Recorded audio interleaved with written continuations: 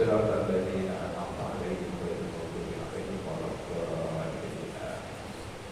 ربنا زدنا علما نافعا وارزقنا فهما جامعا والحكمة بالصالحين. اللهم يا معلم آدم علمنا ويا رحيم سليمان رحمنا.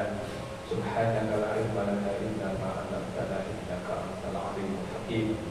اللهم صل على سيدنا محمد في القلوب ودوائها وعافية الأبدان وشفائها وذل الأبصار بيدها وقوة الأرواح وبلادها وعلى آله وصحبه وسلم. وآخر دعوانا الحمد لله رب العالمين. Kita lanjutkan sekarang surat Al-An'am, yaitu ayat insyaallah ayat yang ke-50. Bismillahirrahmanirrahim. Qala al-musannifu rahimahullahu ta'ala wa nafa'ana bihi wa ulumihi fid dharain. Wa qala Allah ta'ala qul la aqulu lakum 'indi khazainullahi wa la a'lamul ghaiba wa la aqulu lakum inni malakun in attabi'u illa ma yuha ilayya. Qul hal yastawi al-a'ma wal basir afala tatafakkarun. Wa qala wa'anzir bihi alladhina yakhafuna an yuhsharu ila rabbihim laysa lahum min dunihi waliyyun wa la shafi'un la'allahum yattaqun. Sadaqallahu alazim.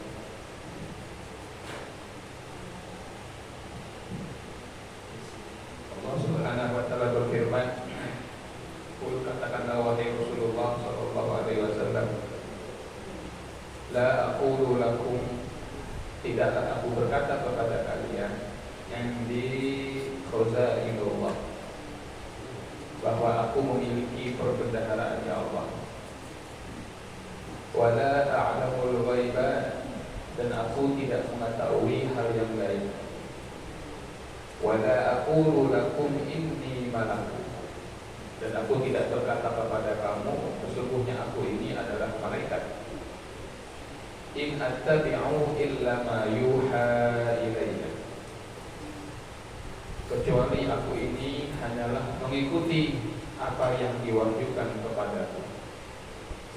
Qul, katakan wahai Nabi, hal yastawi al-a'ma wal basir, apakah sama antara orang yang buta dengan orang yang melihat?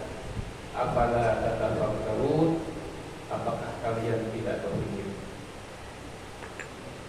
Wa a'mir bihi, dan berikanlah peringatan wahai Rasulullah sallallahu alaihi wasallam, bihi, dengan Al-Qur'an ini, alladzina yakhafuna an yuhsharu ila rabbihim, orang-orang yang takut bahwa mereka akan dikumpulkan nanti di hadapan Rabb mereka. Laisa lahum min dunihi wali, laisa lahum min dunihi waliyyun, mereka tidak memiliki seorang penolong selain daripada Allah.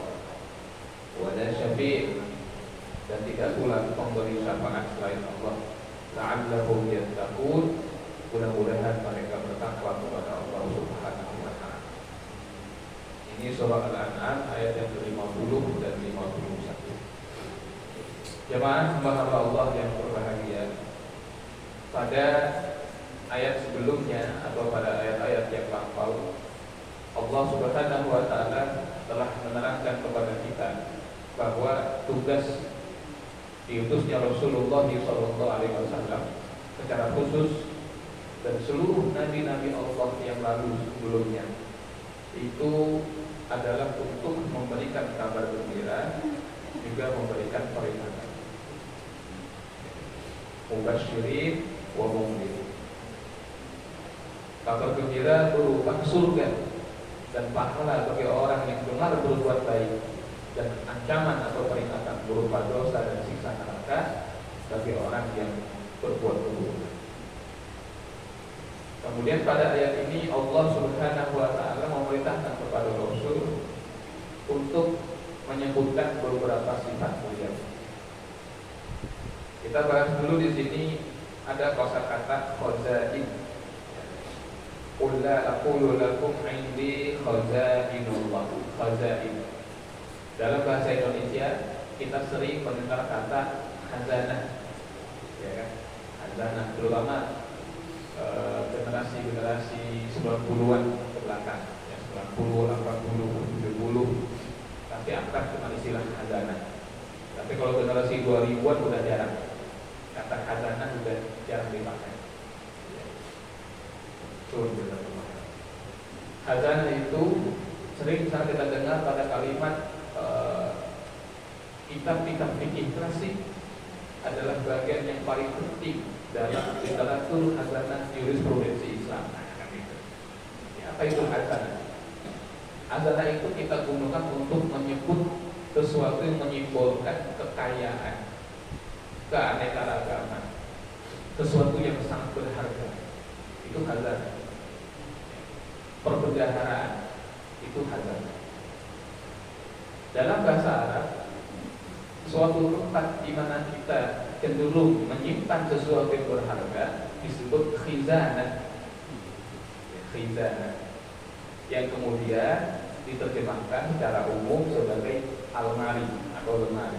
Jadi bahasanya itu diantara khizanah. Nah, di sini Allah menggunakan redaksi khazain sebagai bentuk jamak. Qul, katakanlah wahai Nabi, la aqulu lakum 'indi khazainullah. Katakan wahai Nabi, saya tidak memiliki khazainnya Allah. Perbendaharaan, keluasan ilmu milik Allah itu tidak ada pada Rasulullah SAW. Jadi orang-orang kafir dulu itu pada masa Rasul, ketika mereka menantang Rasulullah SAW, mereka mengatakan, Muhammad, kalau betul kamu Nabi, turunkan hujan dari emas, keluarkan emas dari perut bumi, keluarkanlah perbendaharaan bumi ini. Kalau kamu betul-betul seorang Nabi dan utusan Allah, maka keluarkan itu, minta kepada Allah yang memutuskan. Nabi mengatakan, saya tidak memiliki perbendaharaan Allah. Itu semua milik Allah. Nah, dari situ, dari kata ini kita dapat mengambil kesimpulan dari penggalan ayat ini bahwa yang namanya perbendaharaan Allah itu terbagi menjadi dua, yang zahir dan yang batin. Yang zahir itu berupa harta benda, materi. Kalau minyak, ya, itu masuknya bumi, ya, minyak kelapa sawit itu termasuk perbendaharaan materi yang zahir. Itu semua milik Allah. Adapun perbendaharaan yang sifatnya batin adalah hidayah, iman, ketenangan, ya, khusyuk, ketundukan, khusyuk, itu semua juga perbendaharaannya Allah. Jadi Rasulullah SAW tidak diberikan kekuasaan untuk menentukan kepada siapa, bagaimana, hal itu diberikan. Tidak. Kalaupun Nabi dapat menyampaikan hidayah, ya, dapat mengantarkan hidayah misalnya kekayaan batin kepada seorang hamba, itu juga atas kehendak atau izin dan perintah dari Allah, bukan semata-mata dari kemampuan Nabi Muhammad SAW.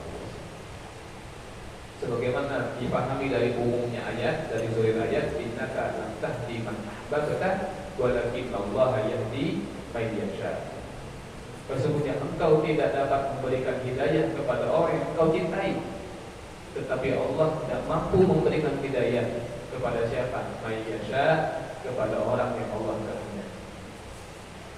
Makanya dalam sejarah hal itu kita lihat bagaimana orang-orang yang secara hubungan justru paling dekat dengan sang pembawa risalah, tetapi ternyata justru tidak beriman.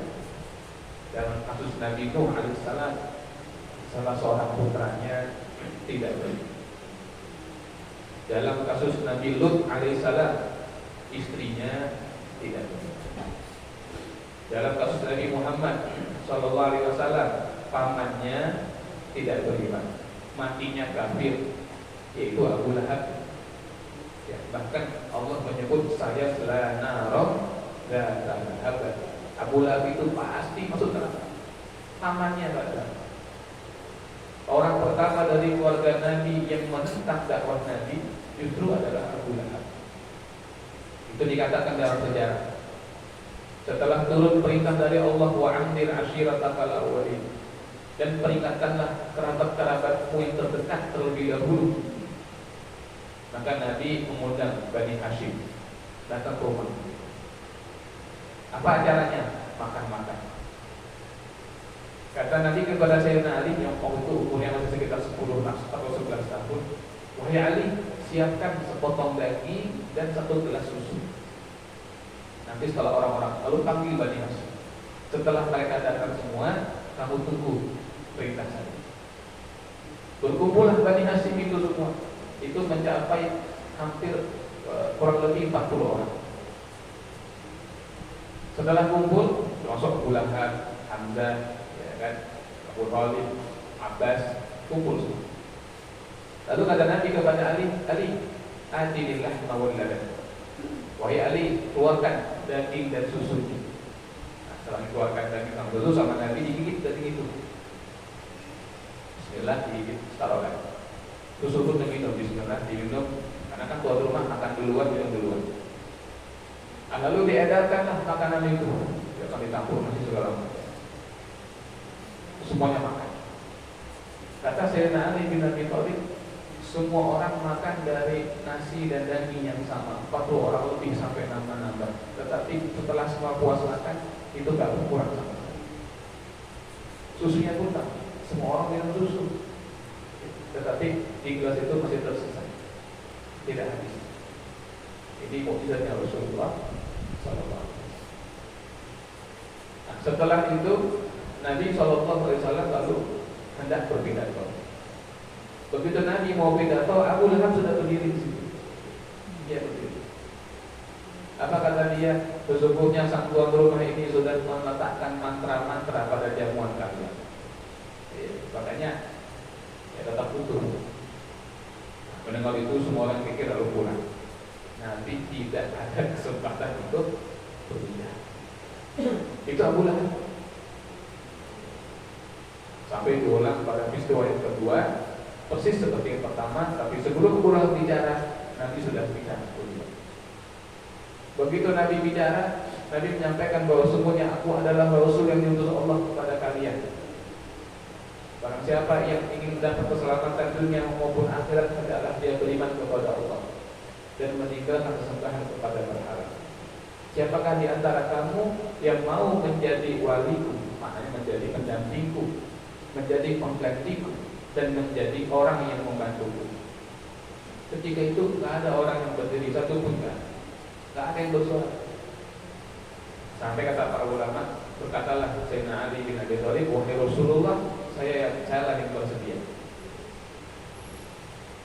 Maka Nabi sambil menepuk pundaknya Ali yang masih anak-anak itu, kata Nabi, nah ini Ali adalah waliku, Ali adalah pendampingku, Ali adalah penggantiku, Ali adalah pembantuku. Maka isma'u wa'ti'u, maka dengarkanlah dia dan taatilah dia. Mendengar itu Abu Lahab sama yang lain berdiri sambil ketawa. Lalu mereka menepuk pundak Abu Thalib, Abu Thalib, kamu dengar ponakan kamu. Kamu harus taat sama anak kamu yang masih kecil itu. Sambil ketawa. Itu Abu Lahab. Puncaknya ketika Nabi kumpulkan penduduk Mekah secara umum, ya, di belakang bukit Safa.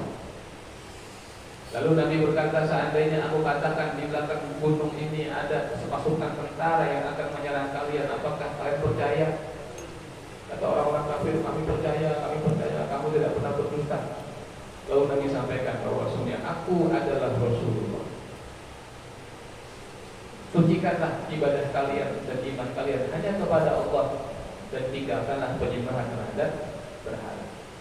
Nah, di situ Abu Lahab berdiri lagi sambil bertolak pinggang, dia tunjuk Nabi pakai satu tangan. Apa kata dia? Tabban laka ya Muhammad, alihada jama'atan. Celaka kamu Muhammad, apakah untuk ini kamu kumpulkan kami? Nah, maka turun ayat tabbat yada Abi Lahab wa tabbat. Celaka kedua tangan Abu Lahab. Watabba, dan sungguh celaka. Ya, tunjuk Nabi pakai satu tangan, celaka Muhammad. Allah balas yang celaka kedua tangan. Allah balas dua kali lipat. Itu Abu Lahab. Jadi namanya hidayah itu murni hanya Allah yang bisa memasukkan. Kenapa saya nggak sebut Abu Thalib paman Nabi yang kafir? Karena perkara Abu Thalib itu pendapat yang saya ambil mengatakan bahwa beliau itu masuk Islam, tidak mati kafir. Ya. Itu disebut dalam beberapa riwayat. Keislamannya disaksikan oleh sahabat Abbas bin Abdul Muttalib, di mana dia berkata kepada Rasul, "Ya benari wahai putra saudaraku, sesungguhnya saudaraku yaitu Abu Thalib sudah mengatakan yang tadi kamu minta, yaitu bersyahadat." Jadi di ujung hidupnya Abu Thalib itu mengucapkan kalimat syahadat. Adapun Abu Lahab disepakati kekafiran. Jadi Allah menyebutkan bahwa yang namanya perbendaharaan Allah itu, baik yang materi maupun yang rohani, itu semua milik Allah. Wala a'lamul ghaiba, dan katakan wahai Nabi bahwa aku tidak mengetahui perkara yang gaib. Perkara yang gaib, sesuatu yang dirahasiakan Allah dari pandangan zahir kita. Termasuk yang gaib adalah qalbu, hati orang. Kita nggak tahu hati orang. Jadi qalbu itu termasuk hal yang gaib. Makanya Syekh Nawawi Al-Batani ketika menafsirkan firman Allah tentang orang-orang munafik, ya, mereka mengatakan bahwa beliau mengatakan bahwa orang munafik itu yaquluna imanan bi afwahihim wala bi qulubihim. Orang munafik itu mereka beriman itu cuma di mulutnya saja, ya, tetapi tidak beriman dengan hati mereka. Nah, komentar itu dinyatakan oleh Syekh Nawawi ketika beliau mengomentari ayat yang berbunyi alladzina yu'minuna bil ghaib,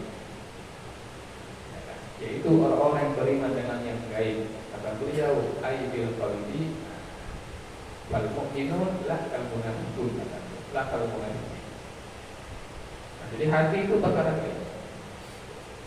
Begitu Bu, apalagi kehidupan di alam kubur, yang di alam akhirat, ya, itu juga termasuk hal yang gaib. Di alam jin, itu termasuk perkara gaib. Nabi SAW tidak menguasai alam gaib, tidak mengetahui perkara yang gaib kecuali yang Allah beritahu.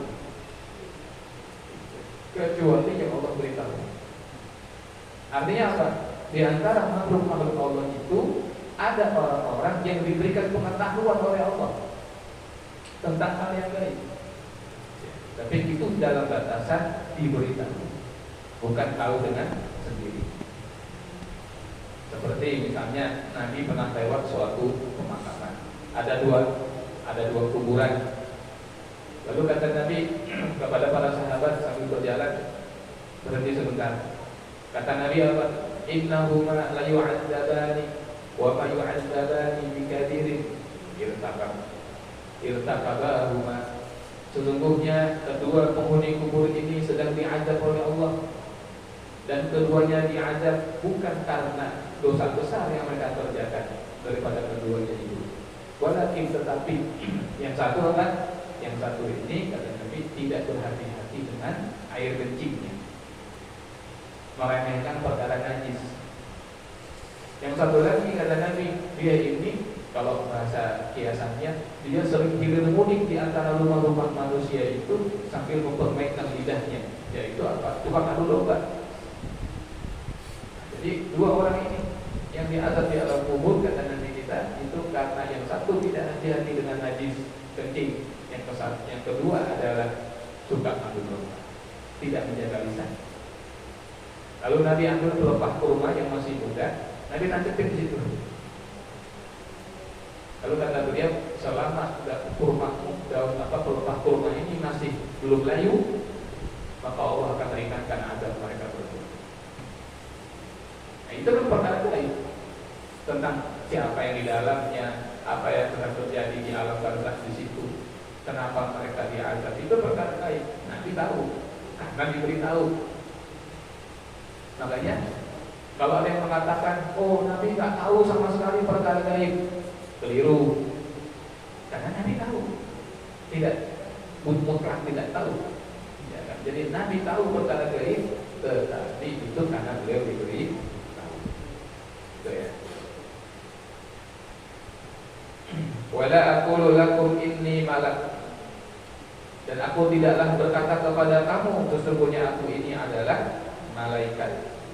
Jadi orang-orang kafir itu sering meledek, kata mereka, kalau betul Allah itu perlu mengutus seorang rasul, kenapa bukan malaikat? Kenapa kamu yang seperti kami? Ya kan? Kenapa kamu? Itu karena mereka melihat bahwa secara keseharian Rasul itu seperti manusia pada umumnya. Beliau makan, beliau minum, beliau juga tertidur, beliau berjalan-jalan di pasar. Jadi bagi orang kafir itu gak masuk akal. Masa seorang utusan Allah itu manusia, harusnya malaikat. Kalimat ini terkesan benar, tetapi mengandung banyak cacat. Di antaranya, seandainya yang Allah utus itu adalah malaikat, bukan manusia. Ya, seandainya. Ini kira-kira manusia bisa melihat malaikat? Gak bisa, karena gaib. Ya kan? Manusia gak bisa melihat malaikat. Yang menjadi objek dakwahnya adalah manusia, tetapi yang menjadi pendakwahnya adalah malaikat atau jin. Yang gak bisa, ya kan? Gak ada manfaatnya, karena kita nggak bisa melihat mereka. Artinya kalau Allah mau menjadikan seorang malaikat sebagai rasul, maka malaikat itu harus memadatkan diri sehingga dia tampak di mata manusia. Begitu malaikat tadi menampakkan diri di hadapan manusia, ada pertanyaan kedua. Kira-kira malaikat mengambil bentuk aslinya atau bentuk perubahan? Kira-kira yang asli perubahan, pasti perubahan. Karena kalau aslinya malaikat Jibril saja itu ketika di Gua Hiro itu kakinya di bawah gunung Gua Hiro itu, ya kan? Rasul kepalanya sampai ke langit tembus tapi ada. Itu bentuk asli. Kalau rasulnya adalah dari malaikat, maka yang pertama saya katakan dia harus memadatkan diri, menjasadkan dirinya. Yang kedua, harus merubah penampilannya. Yang ketiga, ketika merubah penampilan menjadi makhluk yang kasar seperti kita, bentuk apa yang dia ambil? Apakah bentuk yang aneh-aneh atau bentuk seperti manusia? Pasti seperti manusia. Nah, ketika malaikat tadi menampakkan diri, bisa dilihat, bisa disentuh, bisa berbicara, penampilannya seperti manusia. Lalu dia bilang apa? Saya malaikat. Kata orang kafir apa? Kamu manusia, kan gitu, iya kan?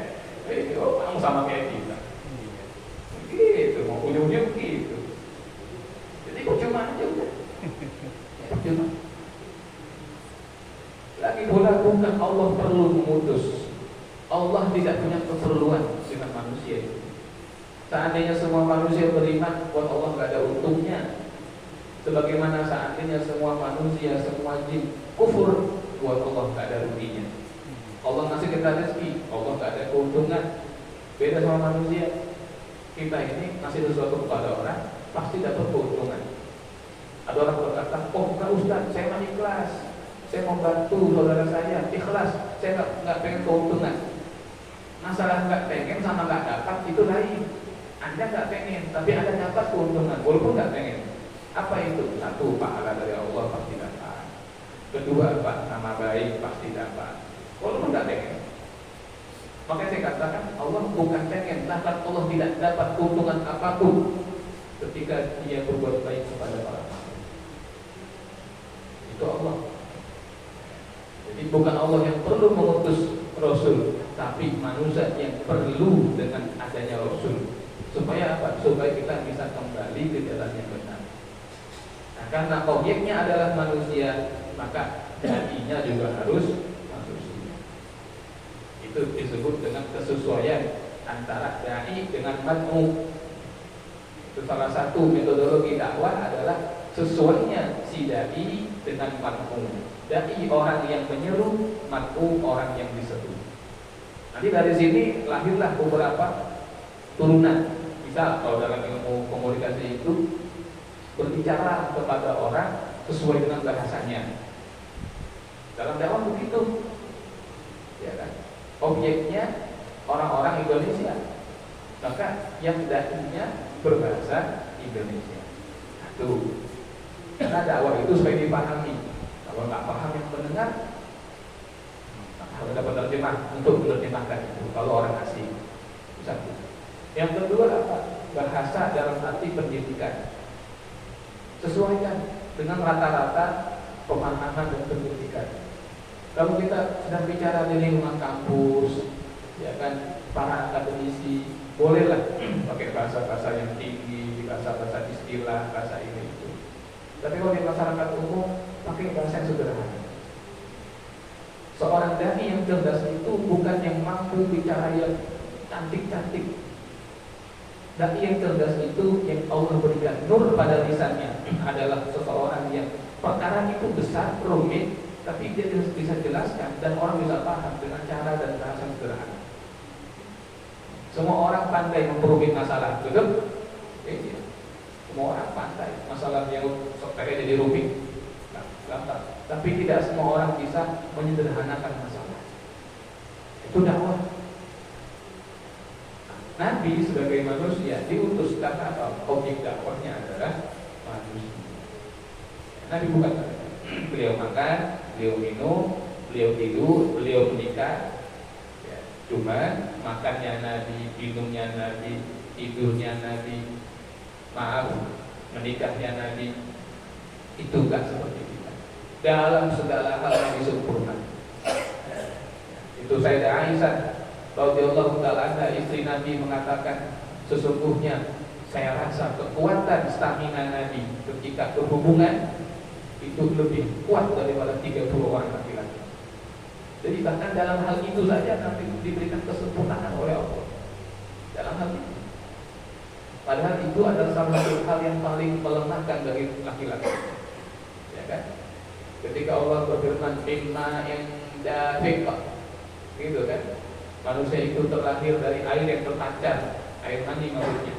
Begitu itu terjadi, selesai sudah, lepas. Ya kan? Tapi Nabi, kata Sayyidah Aisyah, bahkan dalam hal itu pun diberikan kesempurnaan. Beliau basar manusia, betul, tapi la kal basar, tidak seperti manusia yang lain. Sebagai seorang Rasul diberikan kesempurnaan. Beliau makan, betul, tapi makannya nggak kayak kita. Nabi makan sekali untuk sebulan pun cukup. Ya, Nabi makan sekali setiap hari itu cuma syarat aja. Cuma syarat. Minumnya juga sama. Cukup minum, Nabi sudah dapat kekuatan yang luar biasa. Itu Rasul. Wa qala in attabi'u illa ma yuha ilayya.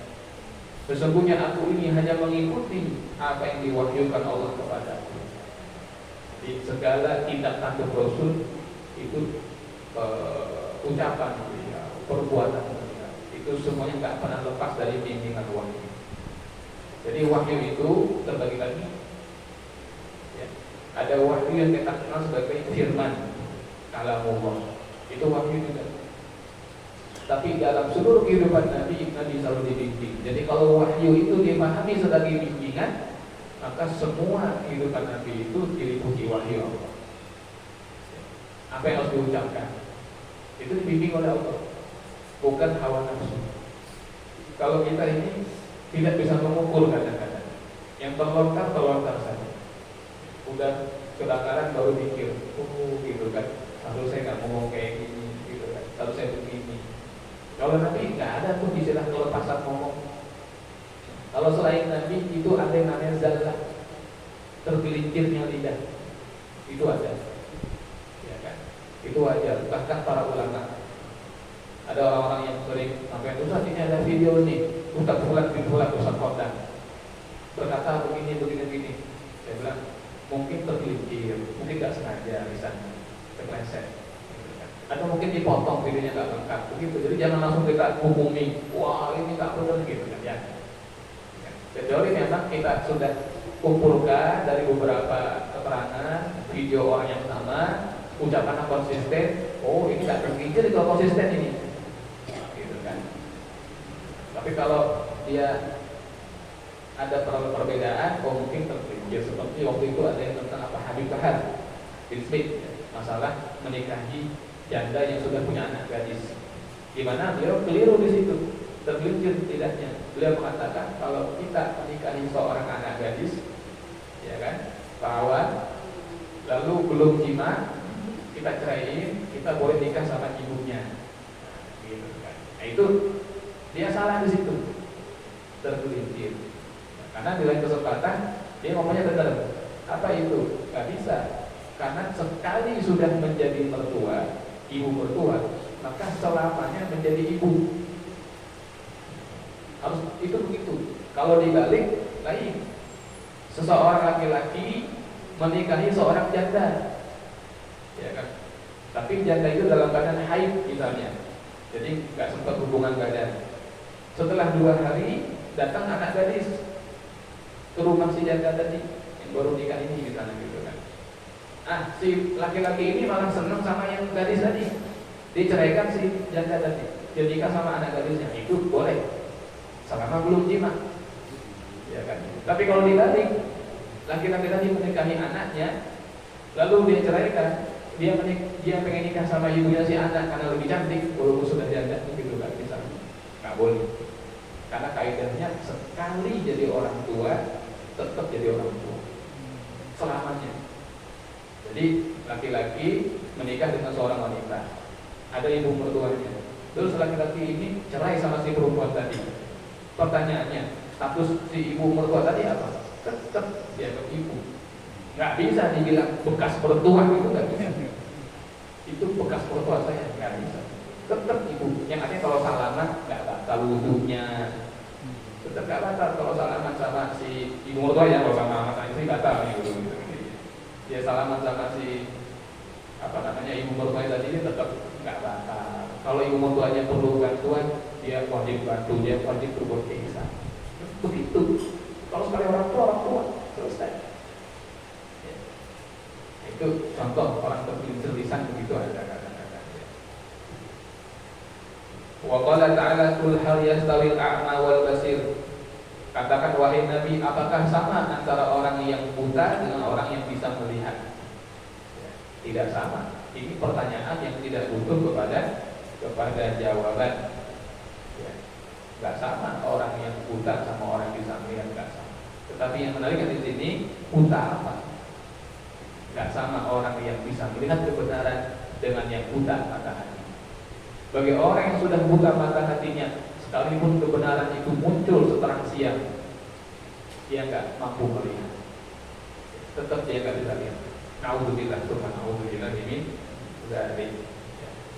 Dan akhirnya Allah berfirman, afala tatafakkarun, apakah kamu tidak mau berpikir?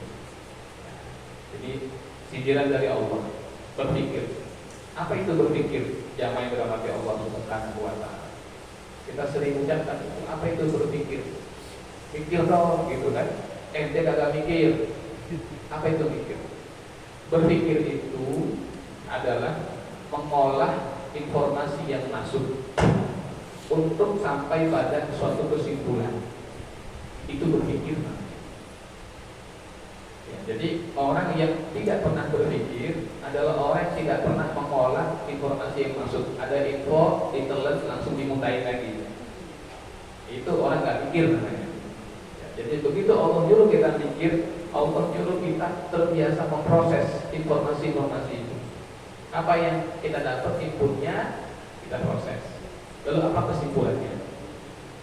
Nah, seseorang cenderung menyimpulkan hal yang salah. Ya, jadi kesimpulan salah karena 2 hal. 1, memang infonya salah. Karena infonya salah, kesimpulan jadi salah. Atau yang kedua, infonya benar, cuma cara berpikirnya yang salah. sehingga melahirkan apa? Kesimpulan yang salah. Nah, manusia ini Allah kasih akal, jamaah yang dirahmati Allah Subhanahu wa taala. Maka harus dijaga untuk terus berpikir. Pertanyaan kedua adalah bagaimana cara berpikir? Ya, bagaimana? Kita ini kan serba otomatis lah hidup itu. Serba otomatis, pokoknya bangun ini ngelihat, jadi kadang-kadang begitu kita teorikan, gitu kan. Padahal teori itu penting supaya nggak cuma otomatis tapi sistematis dalam berpikir. Secara sederhana, biasakan bertanya. Jadi untuk menjaga supaya kita terus berpikir, biasakan bertanya. Pertanyaan dasar di semua bidang, di jurnalistik, di di akuntansi, di ekonomi ya, marketing, bahkan ilmu-ilmu sosial itu pertanyaannya sama. Untuk titik apa itu yang 5W satu hari itu? Biasakan bertanya apa? Biasakan bertanya siapa? Biasakan bertanya kapan? Bisa bertanyakan kenapa? Ya kan? Bisa bertanyakan di mana?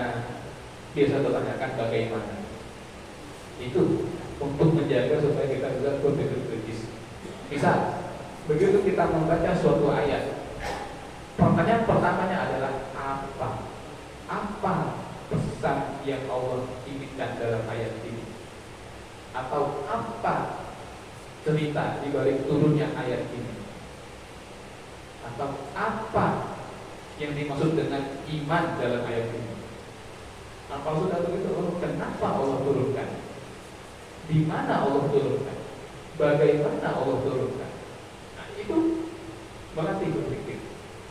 Sehingga tidaklah berlalu satu ayat yang kita baca kecuali ada yang kita pikirkan di situ. Apa dasar-dasarnya itu? Jadi kamu berpikir, ya, apa yang ada di depan kamu? Bagaimana dia ada? Untuk apa dia diadakan? Bagaimana akhirnya nanti? Itu kan luar biasa. Siapa yang mengadakan? Kalau ada yang diadakan, maka ada yang mengadakan. Nah, siapa yang mengadakan? Ya kan? Nah, sebab kalau kita bicara makhluk, ada yang satu makhluk, itu pasti ada yang mengadakan.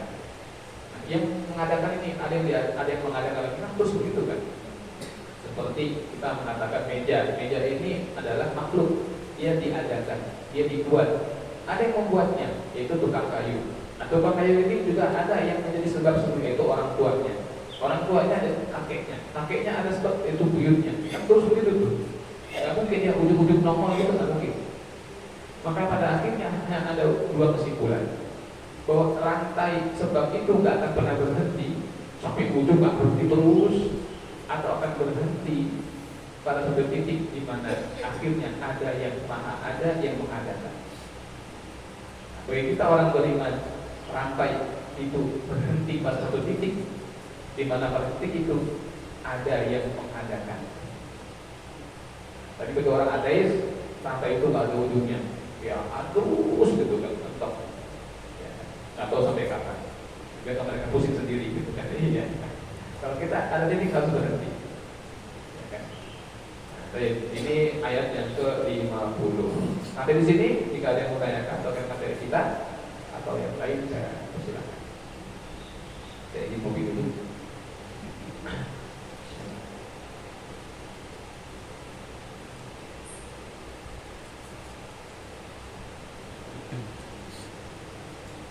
Ada? Pak Budiman? Ya. Assalamualaikum warahmatullahi wabarakatuh. Waalaikumsalam. Mengenai taubat, Ustaz. Taubat. Kalau Allah tuh gimana-mana kalau sampai hadis-hadis yang apa namanya, yang bukan Quran, bukan itu kalam Allah ya. Iya. Apa istilahnya? Saya lupa. Jadi itu dia kalau tobat, kalau seorang bersalah bertobat akan terima tobatnya. Nah, terus dia bersalah lagi, terima lagi tobatnya. Ya, yang saya tanyakan ini Ustaz, kalau seandainya gitu kan, yang terakhir cuma Ustaz, yang belakang-belakangan dia punya kesalahan, udah lagi itu lagi. Jadi sebenarnya gimana? Terima kasih. Assalamualaikum warahmatullahi wabarakatuh. Waalaikumsalam warahmatullahi wabarakatuh. Pertanyaan baik. Jadi yang pertama memang ada dua bentuk muamalah ya. Muamalah ma Allah, muamalah ma'an nas, atau hablum minallah, hablum minan nas. Ya. Bermuamalah kepada Allah dan kepada manusia itu harus memperhatikan hak dan kewajiban. Ya. Tapi Allah itu maha pengampun sebetulnya. Sebenarnya nggak usah perlu khawatir dengan ada kutip gitu ya. Karena Allah itu maha pengampun. Bahkan Allah menyebut dirinya sebagai Tawwab, Tawwab, ya. Dan Tawwabun. Ya. Apa Tawwab? Maha penerima taubat. Itu kan terjemah. Tapi filosofinya begini, Tawwab itu adalah orang Tawab itu adalah sifat dari zat yang bolak-balik memberikan taubat. Itu Tawab. Jadi salah minta ampun diampuni, salah lagi minta ampun diampuni, salah lagi minta ampun diampuni. Itu Tawab. Ya. Dan itu hanya Allah yang bisa begitu. Kalau manusia rata-rata satu, sekali salah dimaafkan, 2 kali salah, 3 kali salah udah mulai ngomel. Apalagi 10 kali salah, sama semua kesalahannya itu juga. Kesel banget gitu kan. Keluar ke pepatah, kalau saya aja kamu suruh 2 kali gitu kan. Kalau Allah, satu orang ini bertaubat dari satu dosa, itu bisa 1000 kali dan diterima ke 1000-1000 oleh Allah. Itu taubat. Tinggal nanti ujungnya aja gitu kan. Kalau dia matinya pas bertaubat, insya Allah ya kan, selamat. Kalau matinya pas maksiat yang bukan taubat, ya dia dihukum untuk menghabiskan maksiat tadi. Karena dia bohong ya, untuk menghabiskan dosa bohongnya yang terakhir tadi. Jadi tak dirampel dari awal gitu kan, yang udah dihapus ditulis lagi gitu. Jadi yang terakhir dia lakukan dia mati di situ, ya itu yang dia dihitung, yang dihukum di situ oleh Allah Subhanahu wa taala. Ini bentuk keadilannya Allah Subhanahu wa taala. Yang repot itu kalau dosanya sama manusia, taubatnya. Karena dalam beberapa aspek kita harus minta kehalalan dari manusia itu. Ya, itu yang sulit. Nah, makanya dianjurkan apa? Banyak minta maaf. Ya kan? Nggak bisa setiap hari seminggu sekali. Nggak bisa seminggu sekali, sebulan sekali.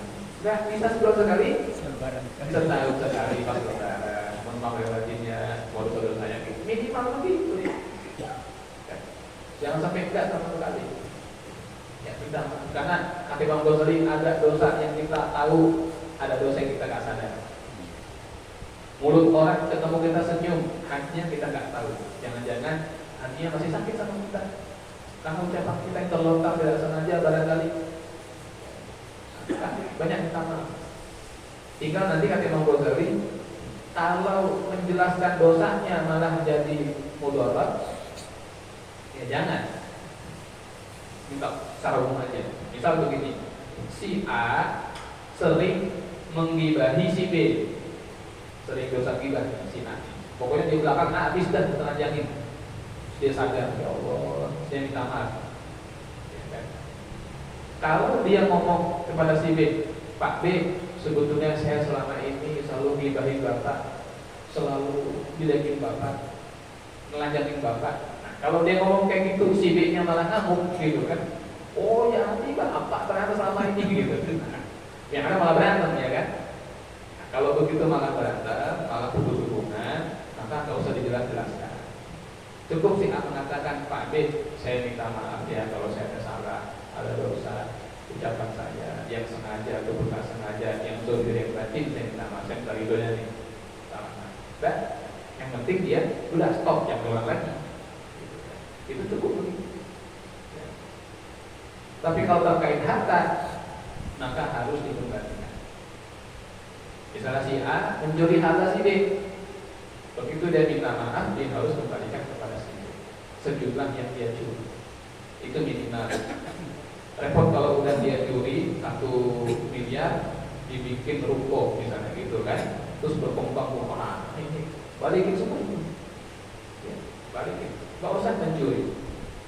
Seseorang ada yang mempunyai kuli, dia punya kuli, ya kan, Lalu begitu waktunya gajian, kuli itu nggak datang, ditunggu-tunggu nggak datang upah hariannya. Akhirnya oleh sang majikan upah harian tadi diberikan kambing 2 ekor.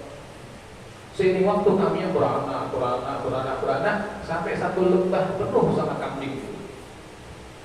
Suatu ketika datanglah kuli lagi dengan sang majikan tadi. Dia berkata, Tuan saya bertindak. Oh, saya ingat kamu waktu itu kan kuli saya. Iya. Saya mau gaji kamu tapi kamu nggak ada. Kemana? Dia bilang, saya dapat info ibu saya sakit, nggak ada yang rawat. Jadi saya pulang dulu, saya rawat ibu saya sampai sembuh atau sampai wafat. Akhirnya ibu saya wafat. Coba kita ya. Terus sekarang mau apa? Yang mau minta gaji saya? Kata sang tuan tadi, gaji kamu sudah saya belikan kambing 2 ekor awalnya. Sekarang beranak pinak. Kamu lihat ke sini sampai ke sana ujung itu gaji dari gaji kamu. Kata kuli tadi, berarti semua itu hak saya tuan. Ya itu hak kamu. Saya ambil semua. Dia ambil semuanya. Habis semua ambil. Ambil semua. Nggak ada istilah saya ambil setengah ya tuan, buat ongkos makan, ongkos capek, nggak ada. Saya ambil semua kan. Ambil, itu hak kamu ambil. Itu bukan mencuri ya. Dia cuma ngundangin gaji orang itu. Tak kayunin gitu. Dia ambil semua. Masya Allah. Apalagi kalau dia mencuri. Jadi kalau hak harta harus dikembalikan. Makanya saya setuju kalau ada undang-undang penyitaan aset koruptor. Iya kan? Iya, dimiskinkan tuh. Jangan sejumlah yang dia korupsi. Dia korupsinya berapa? 100 miliar. Jangan yang disita 100 miliar. Miskinkan. Iya, karena boleh jadi udah jadi tanah, udah berkembang, dia udah sempat pakai jalan-jalan kemana-mana. Ambil semua, biar miskin. Kembalikan ke negara. Ya kan? Oke, para Prabowo bagusnya dia ambil tuh yang apa namanya dari dana korupsi dia pakai buat pendidikan. Ambilin aja gitu kan. Lumayan. Baik beasiswa sekarang gitu kan. Miskinkan. Itu mencuri. Ya. Alhamdulillah, bukan alhamdulillah. Saya kira itu. Allah. Ada lagi? Yang lain?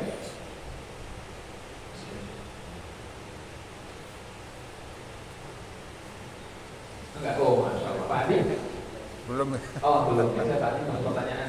Pak Adi, betul enter. Memori lagi lagi. Ya mau Pak Adi biar.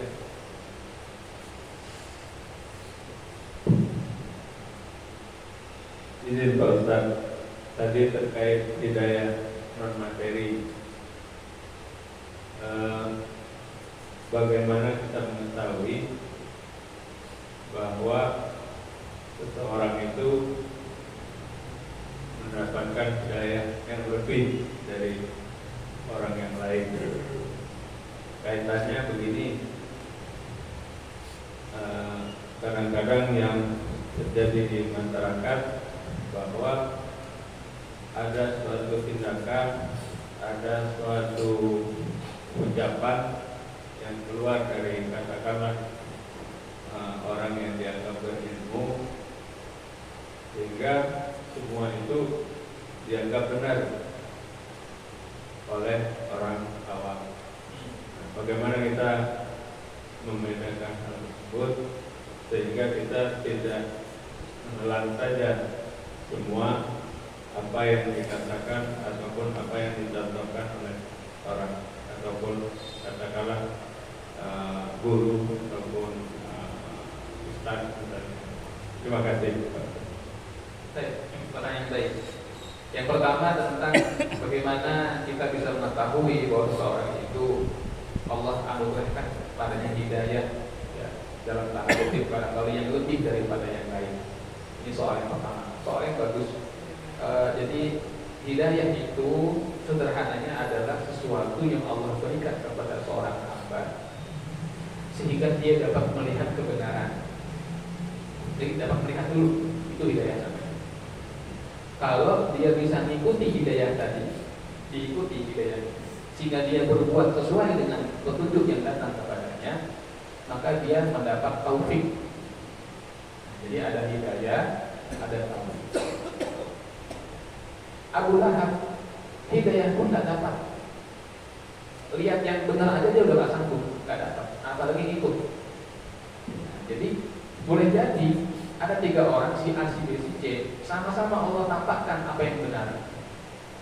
Tetapi Allah hanya menghendaki 2 orang ini yang ikut. Yang ini cuma tahu kebenaran tapi nggak ikut. Banyak ikut. Para orientalis, ya, Gustav Le Bon misalnya, dia dalam bukunya mengatakan bahwa Islam itu tidak mungkin buatan Muhammad. Al-Quran itu, tapi dia sampai mati tempatnya nggak Islam gitu. Ini dia nggak dapat taufik. Nah, tapi bahasa kita kan ini dapat hidayah nih, oke, maka ada cirinya. Cirinya apa? Orang yang mendapatkan hidayah dan taufik dari Allah itu, dia akan melahirkan perbaikan. Ya, contoh misalnya orang pergi umroh, pergi haji, terus pulang, ini mabrur nanti, kita lihat aja. Atau dia ukur sendiri, ada nggak perubahan pada bahasanya, perilakunya, semakin santun barangkali. Yang tadinya agak sombong jadi tawadu, yang tadinya nggak peduli sama umat jadi sayang sama umat. Nah, kalau begitu berarti dapat hidayah, dapat taufik, mabrur. Tapi kalau pulang haji malah makin sombong, makin meledek orang yang nggak haji gitu kan, nggak haji belum belum, nggak ada sih. Pulang haji malah makin ngatain orang. Nah ini hajinya haji mabur, haji kabur gitu kan, nggak mabrur, nggak dapat hidayah dengan hajinya, nggak dapat taufik dengan haji. Sampai kayak orang mendapatkan kebaikan dengan Ramadan, habis Ramadan bagaimana semangat ibadahnya? Kan begitu. Saya nggak tahu Ustaz, apakah dia dapat Lailatul Qadar atau tidak. Bagaimana ibadahnya? Jadi orang yang mendapat pertambahan hidayah dan taufik dari Allah pasti semakin baik akhlaknya, ibadahnya itu semakin baik. Itu. Oleh karena itu kata para ulama, kalau kita berlaku baik, semakin memperbagus akhlak dan ibadah kita, maka otomatis akan datang, akan semakin ditambah. Jadi hidayah itu jangan ditunggu, ya jangan ditunggu. Tapi kita berbuat sesuatu untuk mengundang datangnya hidayah tersebut. Itu ya. Jadi kalau orang bilang saya dapat hidayah, tapi masih sombong, nah itu bukan hidayah itu. Nah, yang dari jin, ya alhamdulillah, alhamdulillah. Ini yang pertama. Yang kedua, bagaimana caranya kita selaku orang awam agar dapat memilah sehingga tidak semua ucapan orang yang dipandang berilmu itu kita ikuti dengan membagi buta misalnya begitu ya. Ini pertanyaan yang bagus. Ya. Memang saya tidak pungkiri bahwa manusia itu bertingkat-tingkat pengetahuan. Tingkatan yang paling dasar memang yang betul-betul nggak mampu. Ya dia nggak bisa menalar, nggak bisa. Ini seperti kerbau dicucuk hidungnya saja, nggak bisa, ya kan? Susah. Ya kan? Maka paling tidak, kalau kita mendapatkan sesuatu, ya, sebelum kita menyimpulkan, bertanya kepada orang yang kita pandang berilmu. Itu pertama. Kalau kita mau selamat atau orang awam, apa? Bertanya kepada orang berilmu. Siapa orang kita pandang berilmu dan kita punya rasa percaya, rasa amanah? Tanya ke dia. Itu satu. Jadi biasakan bertanya. Karena Allah berfirman, "Fas'alu ahla dzikri in kuntum la ta'lamun." Bertanyalah kamu kepada ahli ilmu kalau kamu tidak tahu. Jadi kita dapat apa? Dengar sesuatu. Orang alim A bilang begini, tanya ke orang alim B. Tanya ke orang, kalau kita belum puas, tanya ke orang alim C. Ini namanya verifikasi ilmiah. Setelah kita mendapatkan pandangan pembanding dari orang alim D, orang alim C, maka dia dulu kita timbang-timbang bagaimana karakter si A tadi. Mungkin tidak dia itu pembohong. Karena barangkali si A ngomongnya begini, B sama C lain, bertolak belakang bilangnya. Maka kita pakai jalur kedua. Cek dulu dalam tanya, mungkin nggak si A ini bohong? Mungkin nggak?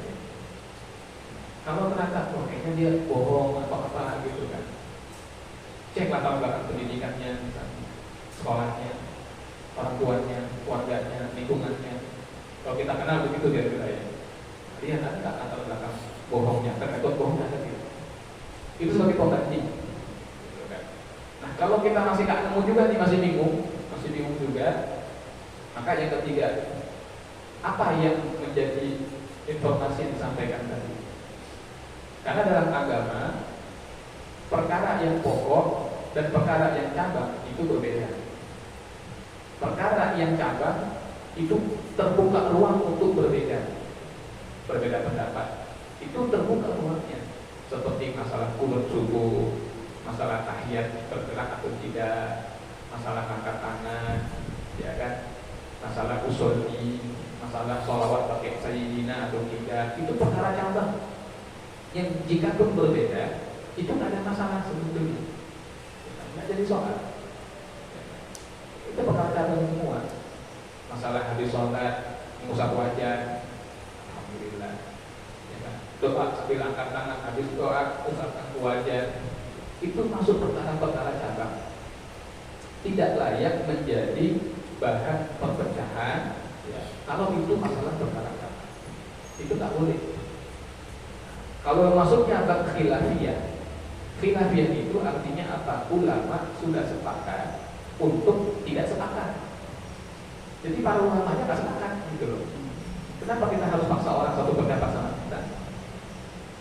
Jadi kalau orang-orang alim tadi, karena dia punya pendapat A dan itu hukumnya, kalau dia memaksakan pendapatnya semua orang harus sama, orang alim ini salah ini.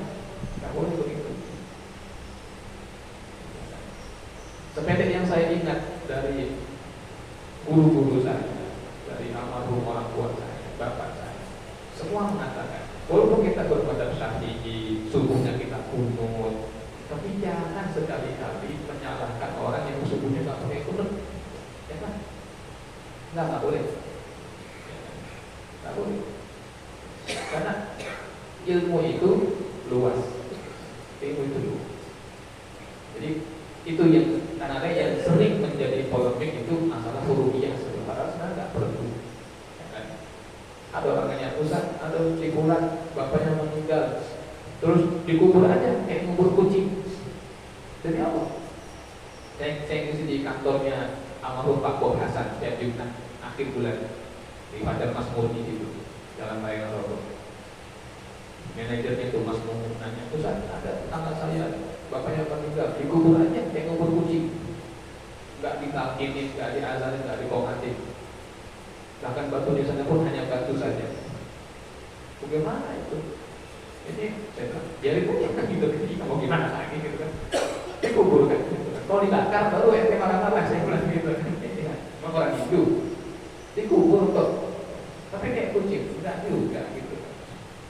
Ini masalah sepele, masalah khilaf. Meninggal nggak mau tahlilan, biarin aja. Ya kan? Yang mau tahlil, alhamdulillah. Yang nggak juga alhamdulillah. Ya kan? Itu tidak cocok jadi bahan perdebatan itu.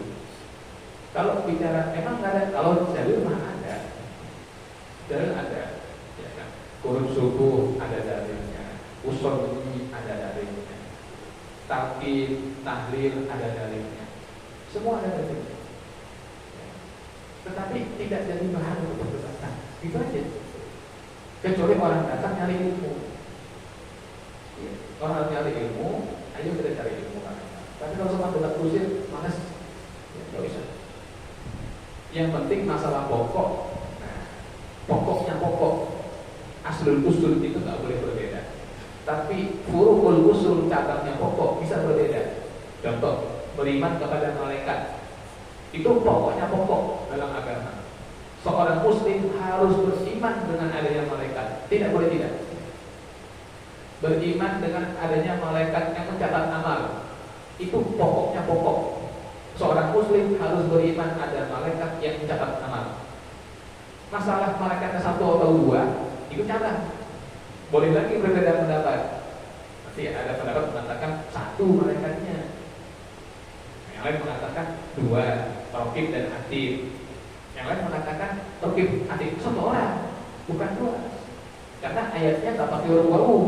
Ma yalfizu min qaulin illa ladaihi raqibun Atid. Bukan Raqibun wa Atid. Nggak ada wa-nya katanya, maka satu. Itu nggak jadi soal. Yang penting dia percaya bahwa ada market yang mencatat. Mau 1 monggo, mau 2 silakan. Itu contoh, bahkan dalam perkara pokok kadang-kadang ada cabangnya kan. Cuman kalau menyalahkan orang yang berbeda pandangan, ini sikap yang tidak bijak. Para ulama kita mengatakan, man tawassa ilmuhu tawassa. Kalau orang semakin luas ilmunya, maka akan semakin lapang dadanya, semakin lapang. Jadi kembali pada pokok pertanyaan, kalau kita bingung dengan ucapan orang alim A, D, maka tanya kepada orang alim yang amanah, yang kita kenal, yang kita anggap mumpuni, yang kita anggap tahu. Kalau data masih berbeda juga, kita cek track recordnya. Kalau tahu ketemu, ya kan, tentang orang ini apakah dia ada bohong atau tidak, amanah atau tidak. Kalau tidak ketemu juga dan kita masih merasa gak nyaman di situ, maka kita nggak usah ikut, apa-apa. Ya kan, nggak usah diikuti. Cari yang aman dan nyaman. Selama itu bukan perkara halal haram, akidah pokok-pokok apa-apa. Berbeda di situ nggak masalah. Ya.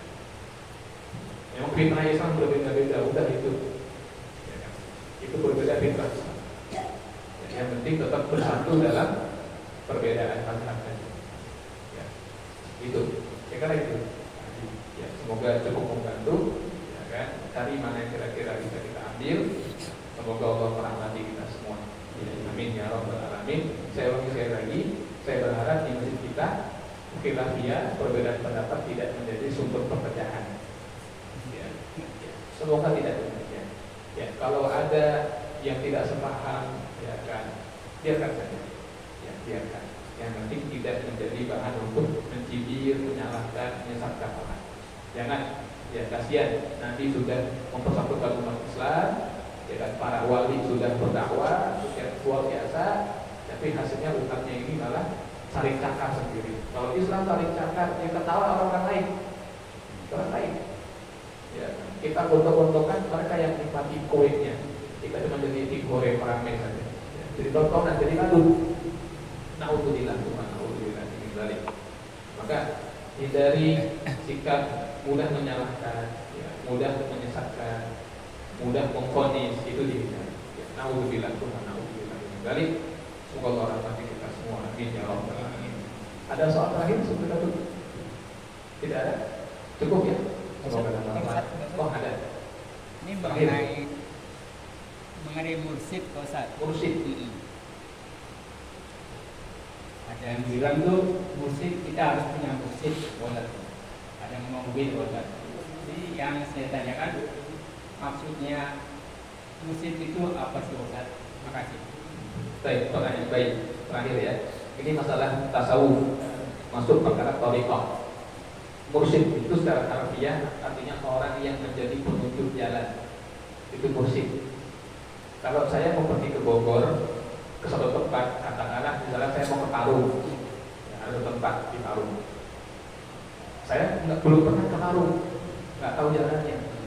Maka ada 2 cara yang saya ambil untuk ke Parung. Pertama, saya sambil jalan nanya ke orang, nanti jalan dulu sama yang nanya. Atau kedua, saya ajak orang yang sudah pernah ke tempat itu, saya minta dia sopir. Yang kira-kira yang cepat nyampe yang mana? Nah, kan gitu kan? Karena yang sopir ini pernah sampai ke tempat tadi, maka dia jalan nyampe. Dan kalau di tengah jalan ada sesuatu, wah ditutup Pak, perbaikan. Dia tahu melas lewat sini. Kenapa? Dia tahu jalan, udah nyampe. Itu mursyid. Mursyid itu sudah sampai kepada Allah. Makrifatnya sudah sampai. Dan untuk sampai kepada Allah tadi, dia sudah menempuh jalan yang berliku-liku, yang ada tantangan ini, hambatan ini hambatan dengki, ini hambatan takabur, ini hambatan ujub. Jadi sudah tahu caranya. Kalau kamu ditimpa ujub begini, ditimpa dengki begini.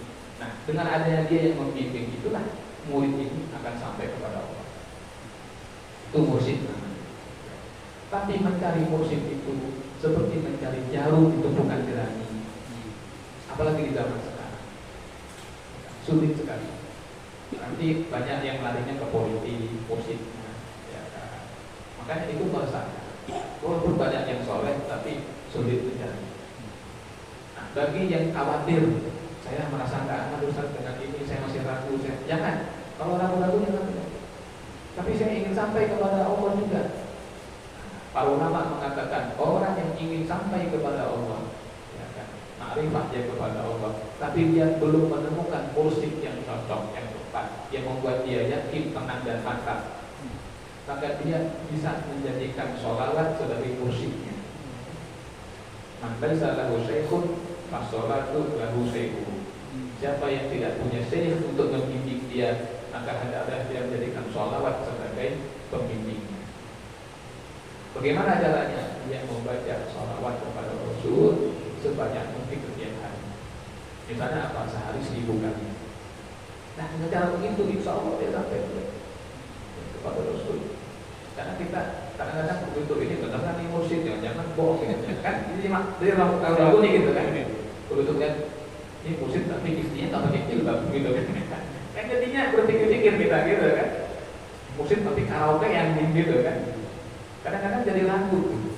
Nah, daripada subuhdon ini itu, saya pribadi terus terang memang belum bertolimah secara berbeda. Kenapa? Karena otak saya masih terlalu fikih, masih kedekan pertanyaan. Saya belum sampai pada titik kalau ada guru ngomong kamu begini, tapi ini saya nggak masuk, saya belum sampai pada titik menerima, belum masih nanya saya gitu kan. Jadi kan kayaknya nggak cocok ini buat tolimah ini. Udahlah, jadi sholawat dulu jalannya kan gitu. Itu Pak ya, itu mursyid. Saya kira itu. Allah akan sholawat, kafaratul majlis, subhanakallahumma wa bihamdika asyhadu an la ilaha illa anta, astaghfiruka wa atubu ilaik. Allahumma sholli ala